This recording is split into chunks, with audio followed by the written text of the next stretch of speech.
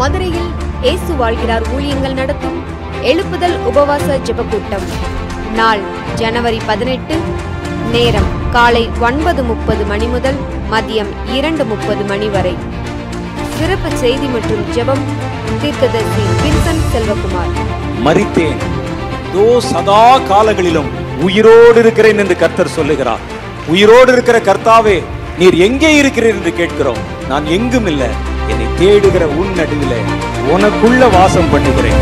பாடல் ஆராதனை மற்றும் ஜெபம் சகோதரர் எல் வின்சென்ட்ராஜ், சகோதரி கலா வின்சென்ட்ராஜ்.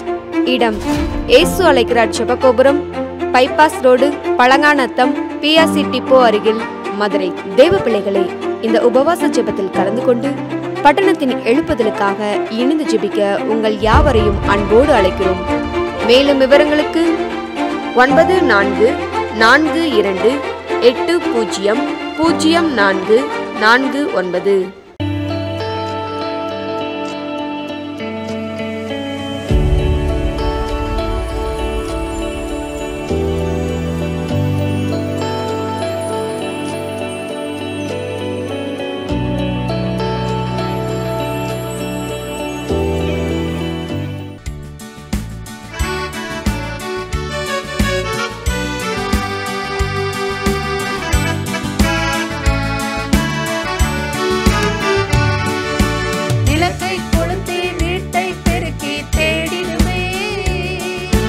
காணாமல் போன வெள்ளி காசை தேடிடுவே.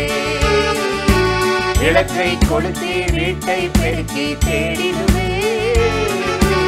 காணாமல் போன வெள்ளி காசை தேடிடுவே.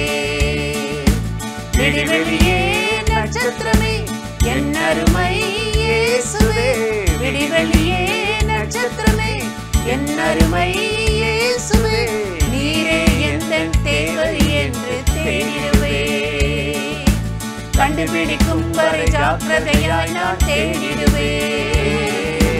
நீரே எந்தன் தேவை என்று தேடிடுவே. கண்டுபிடிக்கும் வரை ஜாக்கிரதையாய் நான் தேடிடுவே. விளக்கை கொளுத்தி வீட்டை பெருக்கி தேடிடுவே. காணாமல் போன வெள்ளி காசை தேடிடுவே.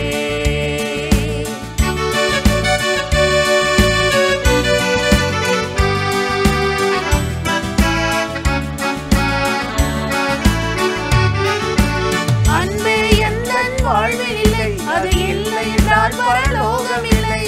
அன்பே எந்தன் வாழ்வில் இல்லை, அது இல்லை என்றால் பரலோகம் இல்லை.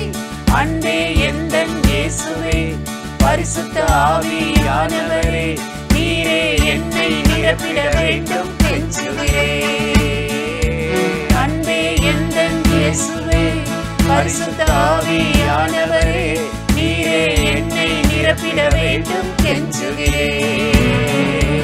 விடிவெளியே நட்சத்திரமே என் அருமை இயேசுவே.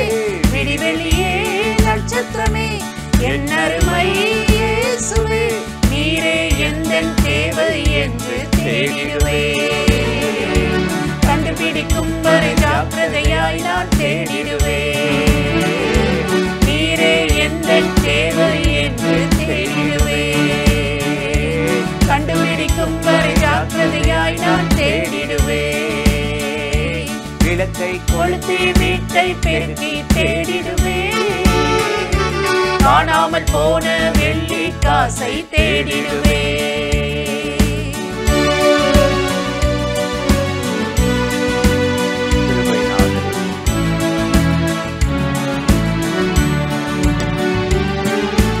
விசுவாசிக்க பலனில்லை, அதை விட்டால் வேறு வழி இல்லை.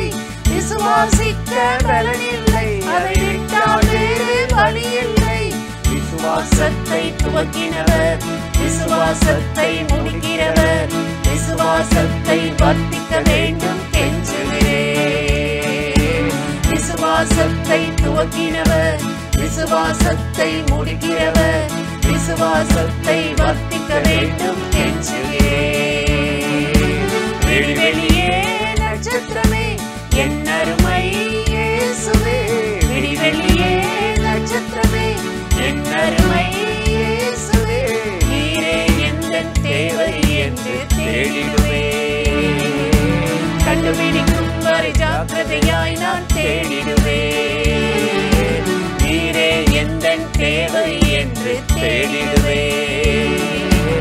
கண்டுபிடிக்கும் வரை ஜாக்கிரதையாய் நான் தேடிடுவேன். விளக்கை கொளுத்தி வீட்டை பெருக்கி தேடிடுவேன். காணாமல் போன வெள்ளி காசை தேடிடுவேன்.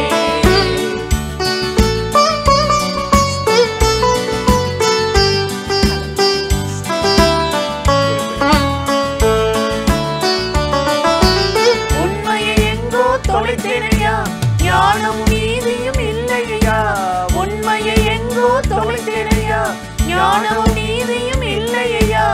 உண்மையும் நீதியும் உள்ளவரே, ஞானமும் மீட்கும் மாணவரே, விளைகளை எல்லாம் மன்னி தருள கெஞ்சுகிறேன்.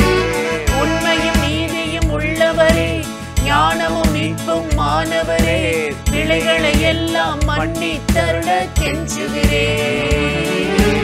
விடிவெளியே நட்சத்திரமே என் அருமை இயேசுவே, விடிவெளியே நட்சத்திரமே என் அருமை இயேசுவே, நீரே எந்தன் தேவை என்று தேடிடுவேன்.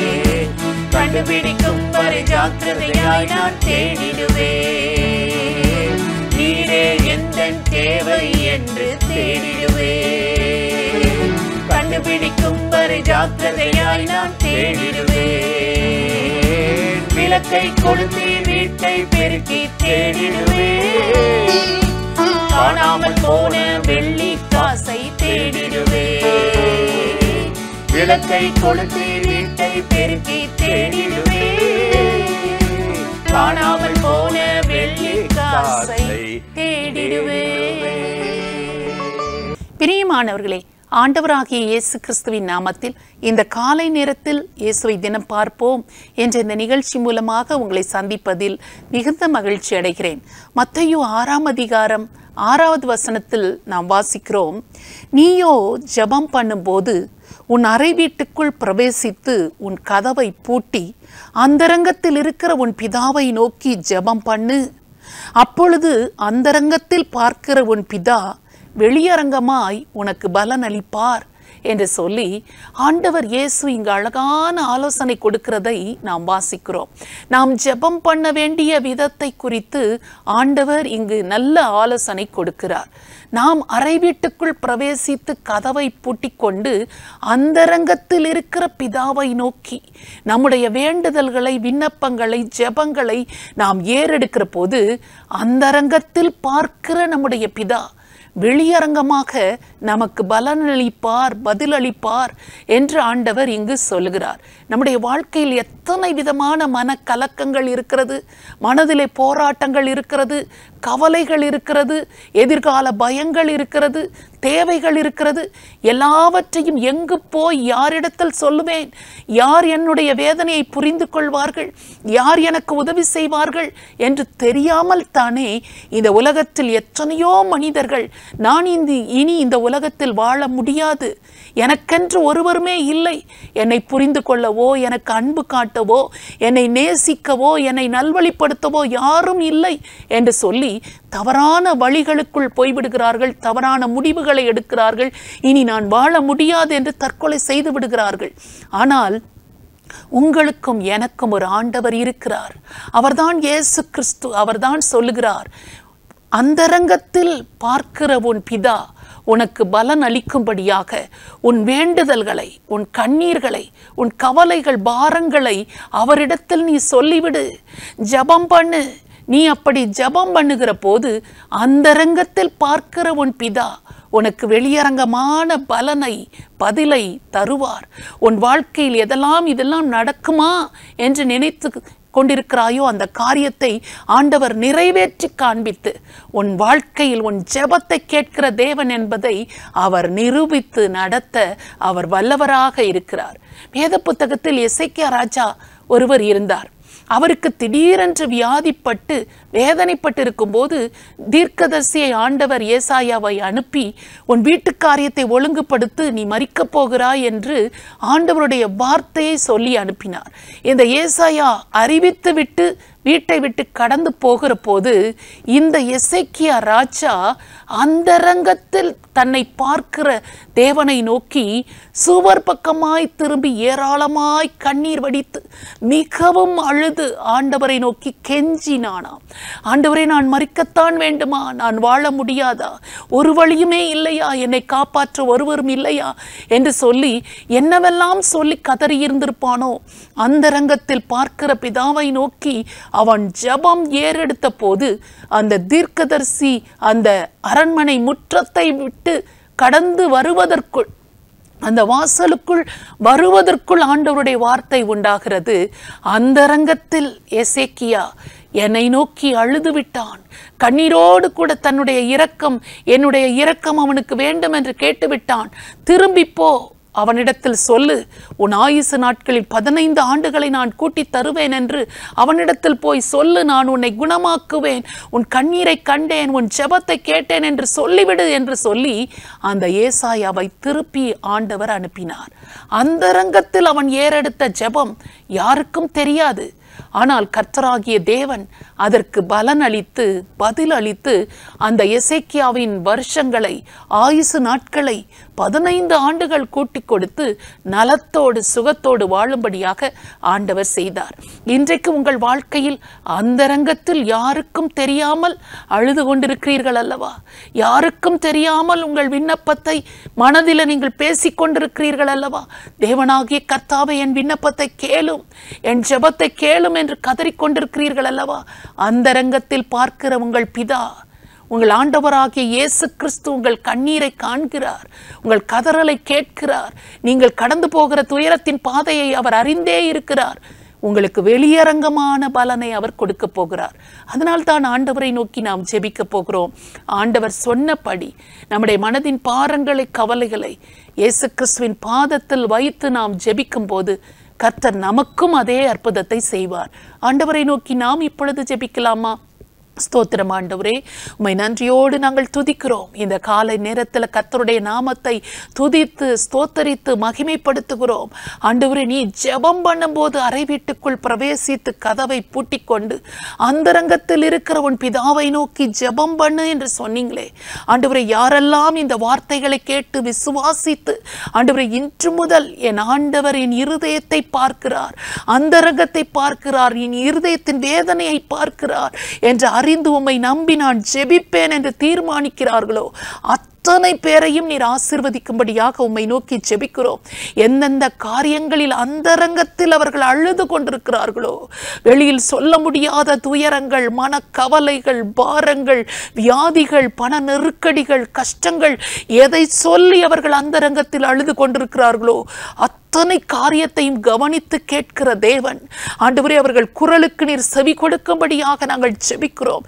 அல்லாவிட்டால் ஏதோ ஒரு பாவ வல்லமையில் அகப்பட்டு என்னை விடுவிப்பவர் யார் இருக்கிறார்கள் என்று கதறுகிறார்களோ அத்தனை குரலுக்கும் நீர் செவி கொடுத்து அவர்கள் பாவ வல்லமைகளிலிருந்து விடுவித்து இயேசு கிறிஸ்துவின் இரத்தத்தினால் அவர்களை கழுவி தூய்மையாக்கி அவர்களுக்கு ஒரு விடுதலையையும் விமோச்சனத்தையும் கொடுக்கும்படியாக கர்த்தர் ஒரு அற்புதத்தை கட்டளையிடும்படியாக இயேசு கிறிஸ்துவின் நாமத்தில் ஜெபிக்கிறோம் நல்ல பிதாவே, ஆமென். இந்த நிகழ்ச்சி உங்களுக்கு மிகுந்த ஆசீர்வாதமாய் இருந்திருக்கும் என்று நிச்சயமாய் நாங்கள் நம்புகிறோம். நீங்கள் பெற்றுக்கொண்ட நன்மைகளை எங்களோடு கூட பகிர்ந்து கொள்ளுங்கள், மற்றவர்களிடத்திலும் ஷேர் பண்ணுங்கள். கர்த்தர் உங்களை ஆசீர்வதிப்பாராக. ஆமென்.